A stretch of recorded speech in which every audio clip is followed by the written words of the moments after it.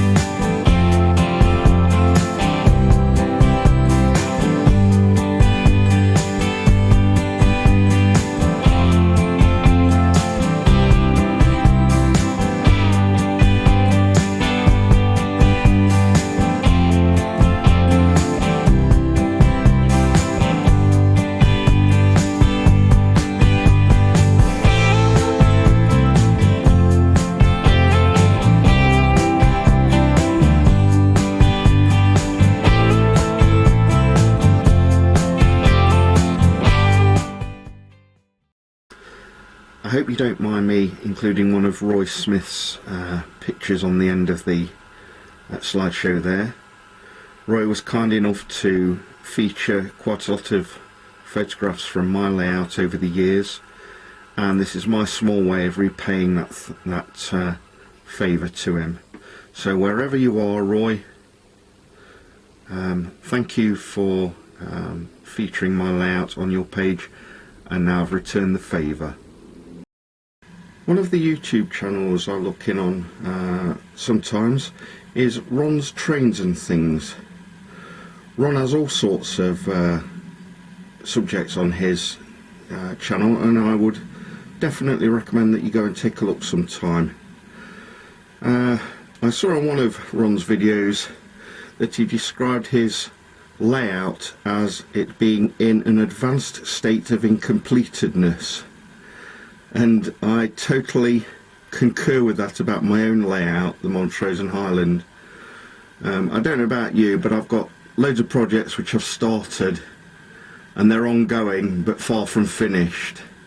That might include scenery, ballasting, lighting. There's all sorts on there. And I need to start to make a list of things that need doing on the layout and need finishing. For instance, this house at South Pine. I took up all the garden because I thought it looked a mess and it needed improving. That was months ago. Still looks like this, with uneven grass mat, fencing which I'm not really very happy with,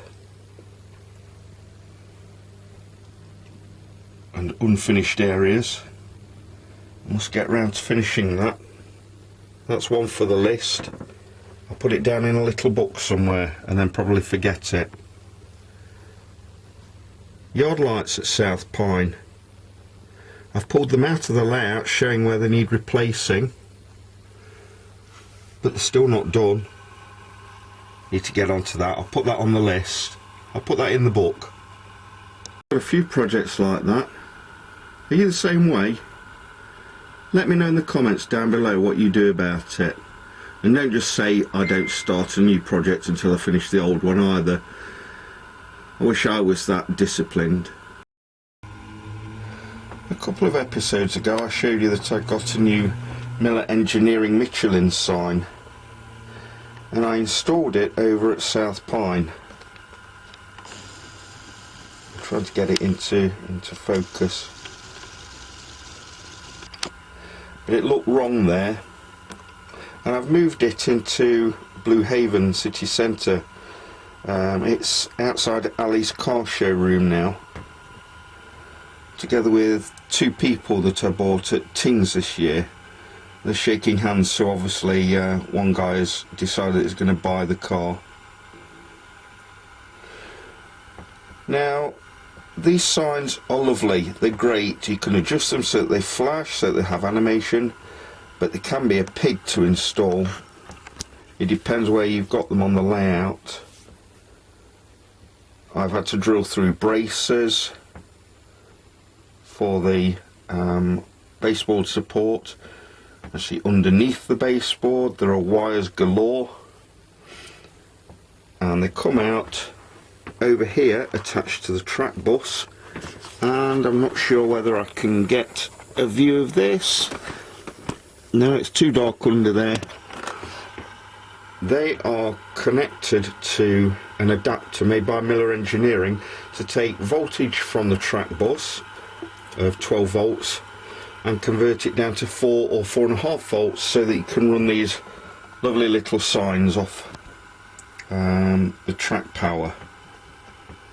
So that's where the Michelin sign has gone. But I've got two others as well. If you recall, a couple of episodes ago I showed you Bob the Bear's layout, Somewhere West. I went down to see Bob's layout, and over the course of 3 episodes I showed you his layout. And one of the signs that he had, and probably the inspiration for me getting any of these signs in the first place, was polar ice. Now really it's way too big for this layout, probably more suited to HO or even O scale, but I really like the layout with the snow falling and then the bright red polar ice, and I had to have it. So it's over here at Blue Haven. I've tried to hide the height of it a little bit behind some foliage, and I've also tried to make the wall a bit more straight because it was bending over. And while I was in this neck of the woods, I also refurbished the Days Inn. It's now got the new logo and new windows,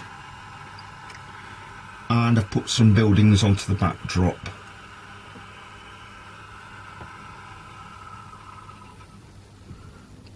But those aren't the only 2 signs on the layout. I've got another one as well. Arctic refrigeration. I think this is my favourite of the 3, to be honest.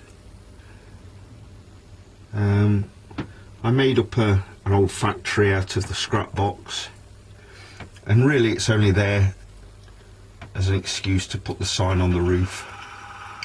But I hope you agree with me that it's a really nice sign. And these Miller Engineering signs, they really do add a new element to the layout, and I think they're a lot of fun, and I would definitely recommend them. I've got another one on the way. I won't spoil the surprise as to what it is, but that'll be going over to the Giant Eagle store. So stay tuned, it'll be coming in a future episode.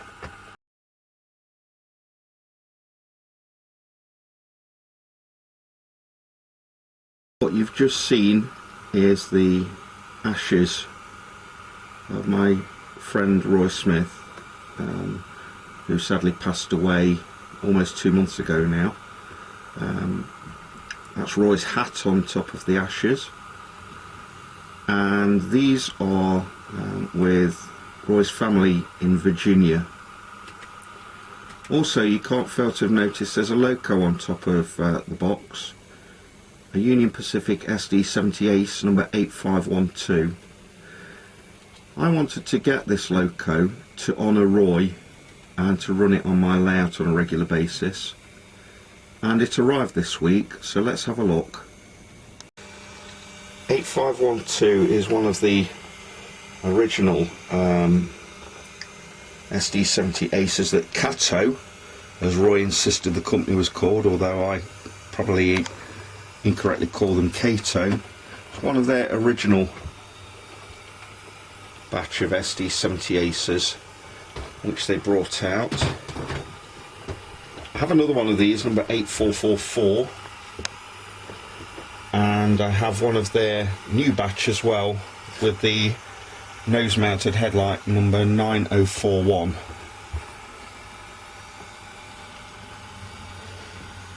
The SD70 Ace is my favourite American loco. I know one person in particular who will wrinkle his nose up when I say that because he doesn't like GM products, but something about the SD70 Ace and the cab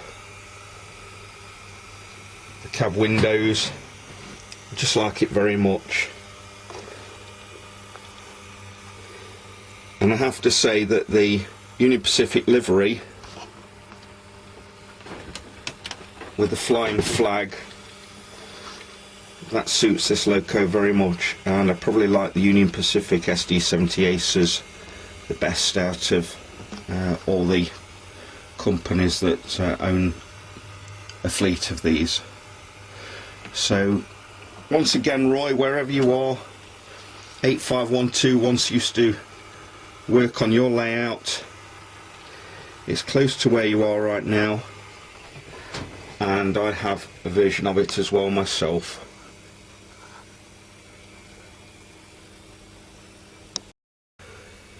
A couple of episodes back I said it would be nice if I was able to get to 300 subscribers, and I asked if people would consider subscribing to my channel, and some of you did.